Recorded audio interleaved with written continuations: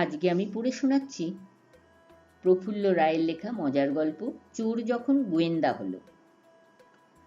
50 বছর আগে ইংরেজরা তখনও আমাদের বুকের উপর বসে এদেশে রাজত্ব চালাচ্ছে। এটা সেই সময়ের গল্প।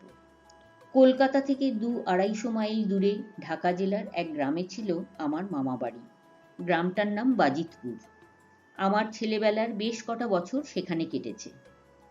বাজিতপুর আর তার চারপাশের আরো 22খানা গ্রাম নিয়েছিল একটিমাত্র থানা। থানাটা ছিল ওই বাজিতপুরেই। সেবার আমাদের থানায় মাখন দারোগা বদলি হয়ে এলো। গোল গাল, ভালো মানুষ চেহারা, মাথায় অল্প টাক, বয়স 50 পেরিয়েছে। তার সারা গা তাবিজ কবজে বোঝাই, দুহাতের 8 আঙুলে পলা, গোমেদ, মুক্তো ইত্যাদি নানা রকম পাথর বসানো আংটি। থানার একতলা লাল রঙের বাড়িটার সামনে ছিল পেল্লায় মাঠ। বাজিতপুরে এসেই ঢেড়া দিয়ে সবগুলোর গায়ের লোকজন সেখানে জড়ো করে ফেলল মাখন দারোগা। বলল, আমি জানি এই এলাকায় যারা থাকেন তারা সবাই ভদ্রলোক। তাই বলে 2-4টে চোর ডাকাত ঠক জোচ্চোর কি আর নেই? নিশ্চয়ই আছে। তাদের কাছে আমার নিবেদন, সোনামানিকেরা, আমাকে এই বয়সে কষ্ট দিও না। আমার হাঁটুতে, কাঁধে, মাজায়, মানে প্রায় সব অঙ্গে বাত। সে যে কি যন্ত্রণা বলে বোঝাতে পারবো না। দৌড়ঝাঁপ করতে পারি না, আর মোটে কবছর চাকরি আছে। তোমরা যদি ঝঞ্ঝাট করো, চাকরিটা নির্ঘাত খোয়াতে হবে। ছেলেপুলে নিয়ে পথে বসবো। তোমরা যদি আজকের মিটিংয়ে এসে থাকো, কথা দাও আমার শেষ বয়সটা শান্তিতে কাটাতে দেবে। ভিড়ের ভেতর যুধিষ্ঠির আর তার দলবল ছিল। যুধিষ্ঠির হলো এ অঞ্চলের চোর। তার হাতের কাজ অতি সূক্ষ্ম। অন্যের মালপত্র যখন সে সরায় কেউ টেরটি পায় না। তার লাইনের আর যারা আছে তারা তার সাগরেদ মাত্র। আসলে যুধিষ্ঠির হলো এখানকার চোরেদের রাজ চক্রবর্তী। যুধিষ্ঠির তার 7 অ্যাপ্রেন্টিস নিয়ে উঠে দাঁড়ায়।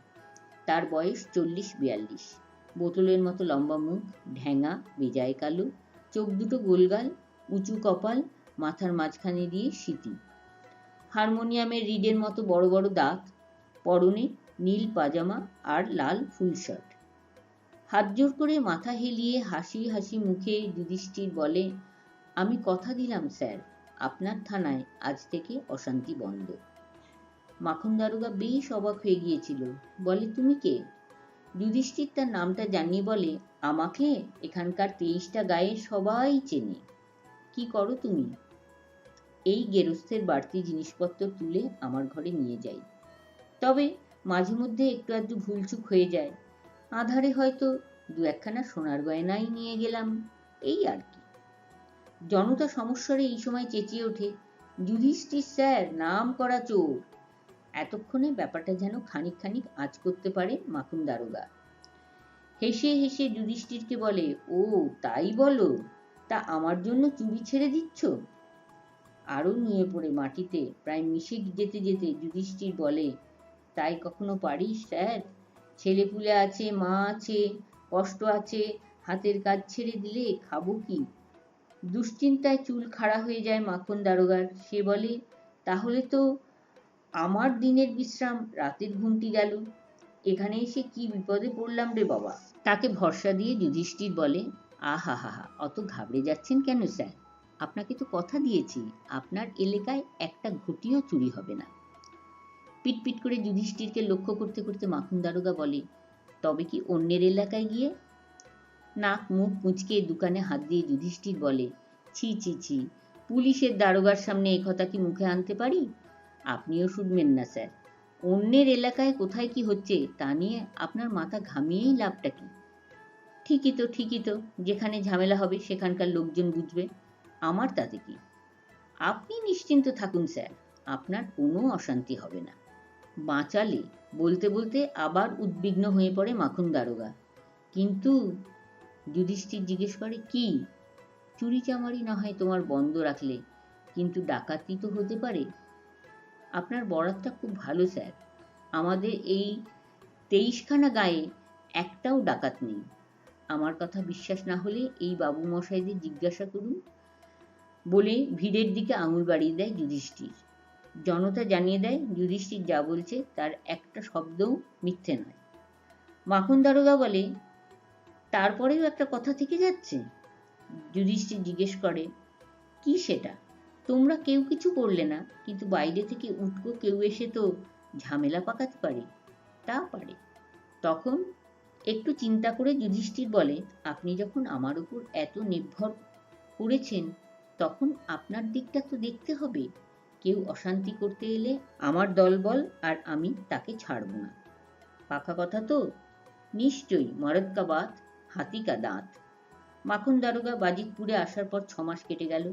যুধিষ্ঠির কথা রেখেছিল, এই এলাকার কোনো গেরস্থর বাড়ি থেকে একটা কুটোও চুরি যায়নি।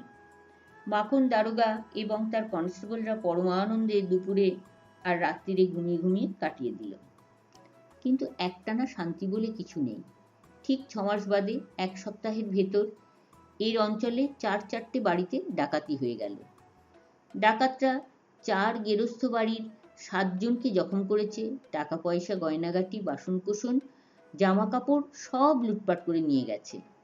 তার ফলটা হলো এই, মাখন দারোগার প্রাণে সুখ বলে আর কিছু রইল না।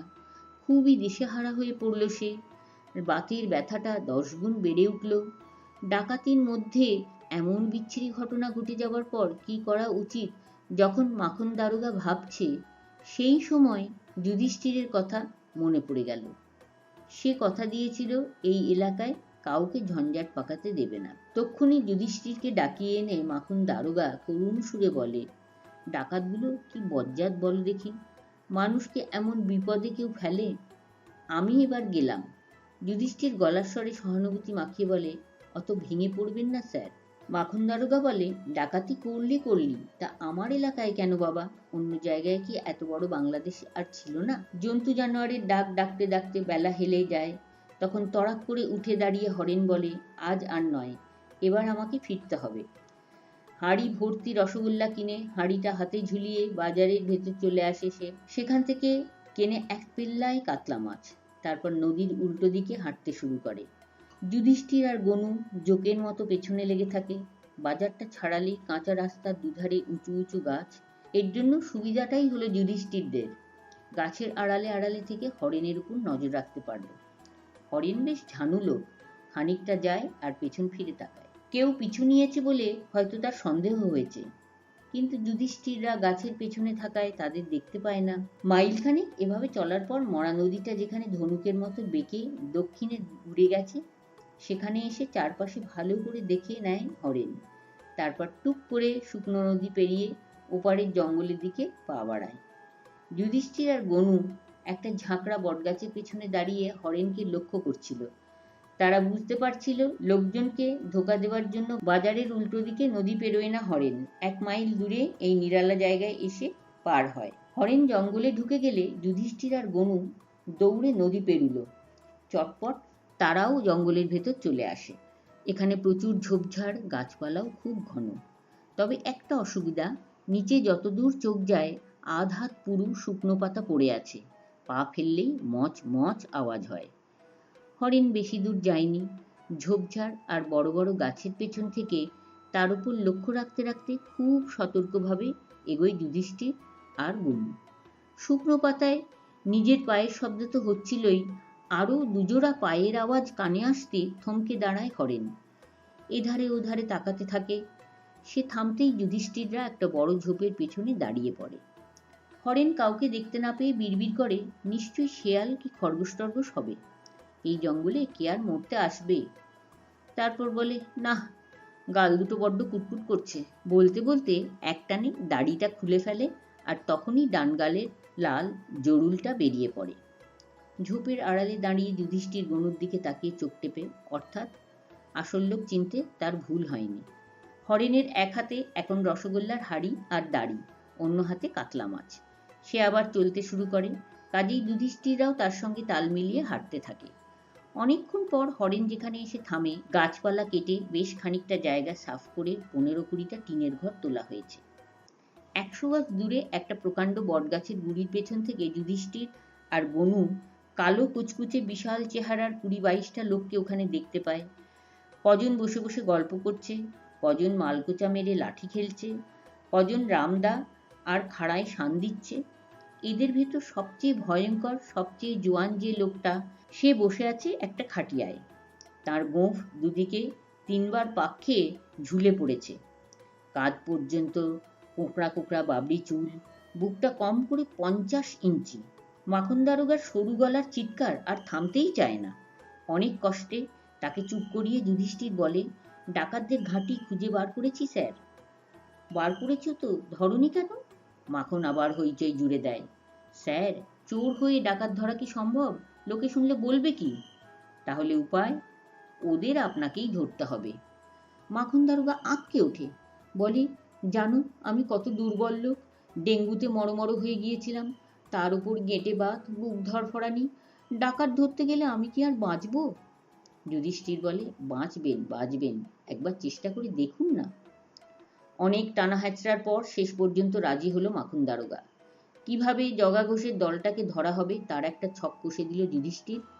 বাজিতপুর তো বটেই, চারপাশের যত থানা আছে সব জায়গা থেকে বন্দুকওয়ালা কনস্টেবলদের নিয়ে জঙ্গল ঘেরাও করা হবে। ডাকাতরা যদি ধরা দিতে না চায়, চারদিক থেকে সমানে গুলি চালানো হবে। মাসখানেক পর বাজিতপুর থানার সামনে মস্ত প্যান্ডেল খাটানো হলো। ঢেড়া পিটিয়ে তার আগেই চারপাশের লোকজনকে জানানো হয়েছে পরের রবিবার যেন সবাই প্যান্ডেলে জড়ো হয়। মাখন দারোগাকে সেখানে পুরস্কার দেওয়া হবে। রবিবার দুপুর থেকে বাজিতপুর তো বটেই, দূর দূর থেকে লোকজন এসে প্যান্ডেল ভরে ফেলল। বিকেলবেলা ঢাকা থেকে এলেন পুলিশের কর্তারা। সবচেয়ে বড় কর্তা অর্থাৎ আইজি হলেন একজন ইংরেজ। তিনি চুটিয়ে মাখন দারোগার প্রশংসা করলেন। এমন সাহসী দায়িত্বশীল দারোগা নাকি আজকাল আর দেখা যায় না। জগা ডাকাতের দলটাকে ধরে সে জাতীয় কর্তব্য পালন করেছে। এই জাতীয় ভালো ভালো কথা বলে মাখনের গলায় ইয়া বড় একখানা সোনার মেডেল ঝুলিয়ে দিলেন। সঙ্গে সঙ্গে হাততালিতে প্যান্ডেল ফেটে পড়তে লাগলো। তার মধ্যেই এক কাণ্ড করে বসলো মাখন দারোগা।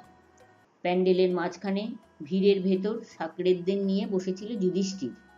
মাখন তার হাত ধরে হিড়হিড় করে টানতে টানতে আইজির সামনে দাঁড় করালো।